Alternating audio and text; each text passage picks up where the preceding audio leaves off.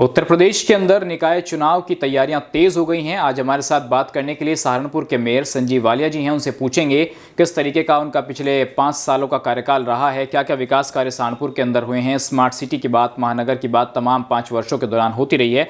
खुद बात करने के लिए मेयर साहब हमारे साथ मौजूद हैं। सर, आपका स्वागत बीजीटी न्यूज़ पर।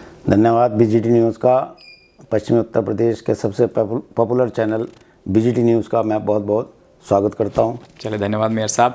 सर, सवाल ये है कि 5 साल बीत गए हैं, अब एक नई प्रक्रिया शुरू हो गई। अगले 5 वर्षों के लिए सरकार विकास की बात करती है, तो मेयर संजीव वालिया ने सहारनपुर के लिए क्या कुछ अलग किया है? कैसा रहा 5 साल आपको? मुझे 5 साल पहले जब आशीर्वाद जनता का मिला, भारतीय जनता पार्टी का मिला, मैंने अपना पदभार संभाला। निश्चित तौर से बहुत चुनौतियाँ थी, क्योंकि उससे पहले बहुजन समाज पार्टी, समाजवादी पार्टी की सरकारें रही और उस सरकारों में मैं दावे के साथ ये कह सकता हूँ, जनता भी सहारनपुर की जानती है, विकास के नाम पर बिल्कुल समाप्त सहारनपुर था।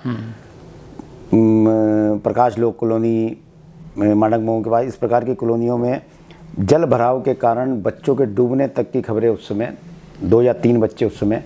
तो इस प्रकार की एक ऐसी समस्याएं थी जिन्हें 5 साल में मेरे सामने चुनौती थी। मैंने उन गरीब बस्तियों में ज़्यादा काम करवाया। आज ऐसी जो गरीब बस्तियां थी उनमें भी विकास का काम हुआ। स्मार्ट सिटी के रूप में सहारनपुर को कंट्रोल कमांड सेंटर मिला। सड़कों का काम आज भी जारी है और डिवाइडर्स, उद्यान विभाग का गठन पहले नगर निगम में नहीं था, उसे उद्यान विभाग का गठन करते हुए लगभग अपने 5 साल के कार्यकाल में 80,000 के करीब पौधे पेड़ लगवाए गए। तो मैं कह सकता हूँ कि सहारनपुर को नया सहारनपुर देने का मैंने प्रयास किया है। इसी प्रकार अतिक्रमण के रूप में भी मैं कह सकता हूँ कि लगभग 200 करोड़ रुपए की संपत्ति मैंने अपने कार्यकाल के समय पर छुड़वाई अतिक्रमण से, और 1300 के करीब छोटी और बड़ी सड़कें इस 5 साल के कार्यकाल में बनी। 250 के करीब नाले जल भराव का जो एक बड़ी समस्या सहारनपुर में थी, 250 के करीब छोटे बड़े नाले भी बनवाए गए। स्वच्छता के संबंध में मैं आदरणीय प्रधानमंत्री नरेंद्र मोदी जी का धन्यवाद करूंगा कि 2014 में जो उन्होंने लाल किले के प्राचीर से एक स्वच्छ भारत अभियान शुरू किया था, उसमें एक रैंकिंग हर शहर की घोषित हुई थी। मेरे सहारनपुर महानगर की जो रैंकिंग थी, जब मैंने अपना पदभार 2017 दिसंबर में संभाला, 2018 में जो रैंकिंग आई, 750 नगरों में सहारनपुर की रैंकिंग 392 रैंकिंग आई थी, 392। 2019 में एक लंबी छलांग हमने लगाई और वो रैंकिंग हमारी 92 आई। कुछ चीज़ें ऐसी रही हैं मेयर साहब कि वो होनी चाहिए थी। एक रोड मैप, एक प्लान आपने तैयार किया हुआ कि मुझे यही काम करने हैं, तो क्या सब काम हो गए या कुछ चीज़ें बची हैं? ऊपर से सरकार का सपोर्ट, अधिकारियों का सपोर्ट, फाइनेंशियल सपोर्ट मिला है आपको? निश्चित तौर से फाइनेंशियल सपोर्ट जब जैसे जैसे डिमांड करी, जहाँ तक हो सकता था वो मुझे सपोर्ट मिला है।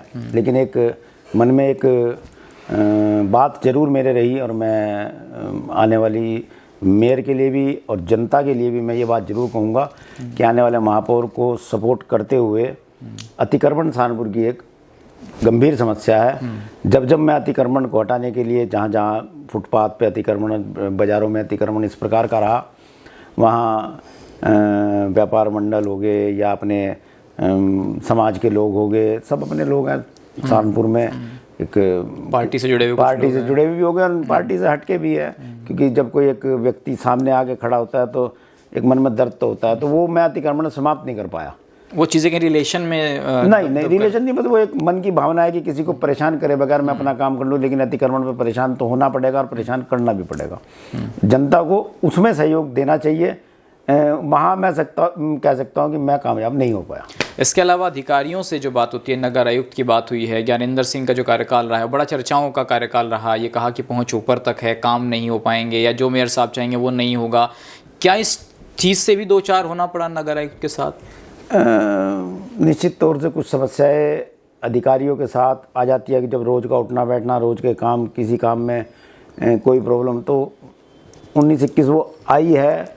और लेकिन उसकी वजह से मैं ये नहीं कह सकता कि कोई काम प्रभावित हुआ है। तो मिलजुल के क्या है, ज्ञानेंद्र सिंह जी का अच्छा कार्यकाल रहा, मेरे साथ उन्होंने काम किया, लगभग 3.5-4 साल रहे। ठीक है, मैंने बताया कि छोटी मोटी तो कोई रही है, ना हो तो ज़्यादा अच्छा। क्योंकि कुछ वीडियोस पिछले कुछ समय पहले सामने आए जब आरोप प्रत्यारोप भी लगे, मार पिटाई तक की बातें नगर निगम में हुई हैं, आपने भी वो वीडियोस देखे थे, आप तो खुद वहाँ पर मौजूद थे। तो ये चीज़ें भी रही हैं, क्लैशेस रही हैं कि पार्षदों ने आरोप लगाया कि देखिए विकास कार्य नहीं हो पा रहे हैं, निधि नहीं दे पा रहे हैं। मैं इसके लिए मैं अपने सभी पार्षदों का धन्यवाद करूँगा, 80 के 80 पार्षदों का धन्यवाद करूँगा। नगर निगम, नगर पालिका और नगर पंचायत से हटके उसकी एक बॉडी होती है, उसमें हर साल 12 की एक कैबिनेट बनती है जो चुनाव के माध्यम से बनती है, जिसे 80 पार्षद मिलकर जो जिस प्रकार एमएलसी की वोटिंग होती है, जिस प्रकार ये राज्यसभा की वोटिंग होती है, वो होती है ना वरीयता के हिसाब से, उसी प्रकार से एक वोटिंग की प्रक्रिया नगर निगम में है। और उत्तर प्रदेश के हर नगर निगम में बाकायदा चुनाव से हर बार वो 6 मेंबर रिटायर होते हैं, 6 नए शामिल होते हैं, और हर साल 31 दिसंबर को वो चुनाव होता है। मैं ये कहूँगा 5 साल में एक बार भी मेरे यहाँ चुनाव नहीं हुआ। 80 के 80 पार्षदों ने मेरा सहयोग किया, सहमति से हमने वो सारे के सारे मेंबर बनाए। और कुछ जो मैंने आपको बताया कि कई बार अधिकारियों के साथ कोई दिक्कत परेशानी आती है तो उसमें पार्षदों का आक्रोश और ये सब चीज़ें होती है, लेकिन मैंने अपनी एक भूमिका बनाते हुए सबको साथ लेके चलने का प्रयास और जो फंड्स का डिस्ट्रीब्यूशन होता है पार्षद में, क्योंकि मुझे लगता है क्योंकि अलग से निधि तो होती नहीं है, तो जो अपने संपर्कों से काम करा ले जाए, विकास कार्य प्रस्ताव दे दे तो काम हो जाए। तो क्या ऐसा जो दूसरी पार्टी के पार्षद भी थे, तो क्या एक समतल विकास सबको साथ लेकर चलना वो आप कर पाए हैं, या अपनी पार्टी के जो पार्षद थे उनको ज़्यादा विकास कार्य दिए? मैं क्योंकि स्वयं भी सभासद रहा, मेरी धर्मपत्नी भी सभासद रही, सभासद की या पार्षद की परेशानी को मैं समझता हूँ। मैंने निश्चित तौर से जो वरीयता मेरी पार्टी की है, मेरी सरकार की है, उस वरीयता को साथ में रखते हुए जो पार्षद बहुजन समाज पार्टी, समाजवादी पार्टी, कांग्रेस या अन्य किसी में राजनीतिक विचारधारा के या थे, मैं ये कह सकता हूँ कि मैंने उनका भी भरपूर सहयोग करते हुए उन्हें कोई तकलीफ नहीं होने दी।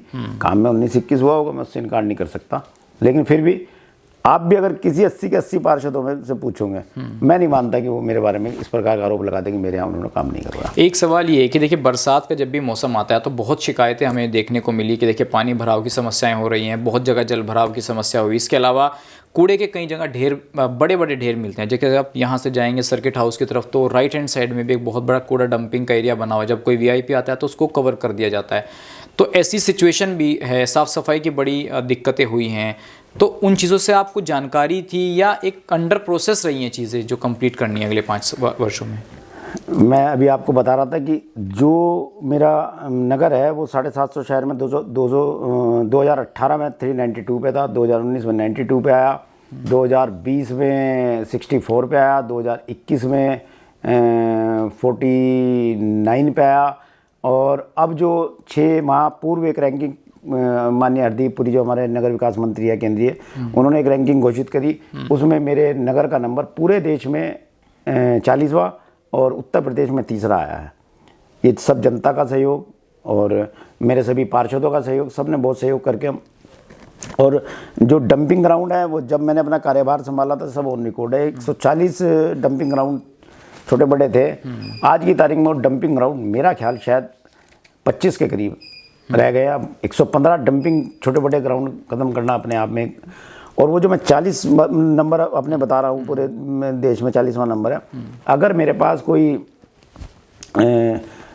इसका सेग्रीगेशन प्लांट होता वेस्ट का, तो निश्चित तौर से मैं कह सकता हूँ मेरा नंबर टॉप 10 में होता, क्योंकि उसके नंबर मेरे कटे। मैंने अपने कार्यकाल में बेहट रोड पे साईं बाबा मंदिर से के सामने ही लगभग 200 बीघे ज़मीन हमारी वहाँ पर आ गई है। अगर कोई वहाँ जा आप क्योंकि न्यूज़ से संबंधित है, कभी आपका उधर चक्कर लगे बेहट रोड की तरफ, इतना बड़ा प्लांट बन के तैयार है 200 बीघे में, जैसे कोई अंबानी अंडानी या कोई बड़ा कोई ग्रुप कोई फैक्ट्री या कोई ऐसा बड़ा संयंत्र लगा रहा हो, इतना बड़ा प्लांट वहाँ पे बनकर तैयार है। तो वो अगले 2 महीने में बन के तैयार हो जाएगा। उसके बाद कूड़ा घर से उठेगा, सीधा वहाँ जाएगा, वहाँ उसका सेग्रीगेशन या जो उसका ट्रीटमेंट है वो होगा, और निश्चित तौर से जब उसके नंबर अब की बार मेरे साथ जुड़ेंगे तो मेरा ये मानना है कि मेरा सहारनपुर नगर पूरे देश में टॉप 5 टॉप 10 में आने का इसकी संभावना है। एक सवाल ये है कि महानगर देखिए मायावती जी की सरकार में बना और उसके अलावा जो है सड़कों की जो हालत सीवर के टाइम पर हुई, जनता ने बहुत ज़्यादा उस चीज़ को गंभीरता से लिया कि देखिए सड़कें ख़राब कर दी हैं, सड़कें नहीं बना पा रहे हैं, तो ये बहुत लंबे टाइम तक ये चीज़ें चली। इसके अलावा स्ट्रीट लाइट्स की समस्या, डिवाइडर की समस्या, एक चीज़ों को उखाड़ कर रखना वो शायद ईजी हो सकता है, लेकिन उनको रिपेयर करके दोबारा वैसी स्थिति में लाना है, ये एक बड़ी चुनौती रही है आपके टाइम में। मैं जैसे ही अपना कार्यभार संभाला उसके फ़ौरन बाद मुझे जानकारी मिली कि लगभग एक कोई जल निगम का एक प्रस्ताव, नगर निगम का नहीं था, जल निगम का एक प्रस्ताव लगभग 100 करोड़ रुपए का पंजाबी बाग, हकीकत नगर, गिल कॉलोनी, मिशन कंपाउंड, नवीन नगर, आवास विकास, इस सारे क्षेत्र का पुल से इधर जो हमारा एक आधा सहारनपुर बसता है उसका एक प्रस्ताव वहाँ पे लंबित था। माननीय सुरेश खन्ना जी से मैं मिल के, सुरेश खन्ना जी ने मेरा उसमें बड़ा सहयोग किया, वो मैंने पास करवाया। पास करवाने के बाद सब जगह सिविल लाइन डली। जब सिविल लाइन डलेगी निश्चित तौर से किसी को परेशानी भी होगी। आज वो सिविल लाइन डल के कंप्लीट है, सड़कें भी बन चुकी है, सारा काम हो चुका है, वो सिविल लाइन अपना कार्य कर रही है। मैं ये कह सकता हूँ कि निश्चित तौर से उससे जनता को लाभ ही हुआ है। और जो एक प्रॉब्लम और बताई थी आपने भी, कोई सड़कें, डिवाइडर, लाइट्स की लाइट लगभग 60,000 LED लाइट मैंने अपने कार्यकाल में सहारनपुर में लगवाई है। आज पूरा नगर LED लाइट से बिल्कुल आच्छादित दिखाई दे रहा है चारों तरफ। मैं ये कह सकता हूँ कि और वो लाइट, वो जो अभी आपने बात बताई, हर वार्ड में बिल्कुल, चाहे वो बहुजन समाज पार्टी का वहाँ से पार्षद जीता हो या दूसरी विचारधारा के लोग वहाँ रहते हों, हर वार्ड में समान रूप से जहाँ आवश्यकता थी 100% लाइट का काम पूरा हो चुका है। 100% जल नल में हर घर में पहुंच चुका है, 100%। कोई घर ये नहीं कह सकता कि मेरे घर के आगे पानी की पाइपलाइन नहीं है। लाइट, जल, सड़क, कुछ जगह मैं ये रोड्स के मामले में मान सकता हूँ कि एक कम बजट का व्यक्ति कहीं अवैध कॉलोनी में प्लाट खरीदता है, मकान बनाता है, और उसके बाद फिर उसे निश्चित तौर से आज सड़क की समस्या भी होती है, लाइट की समस्या भी होती है।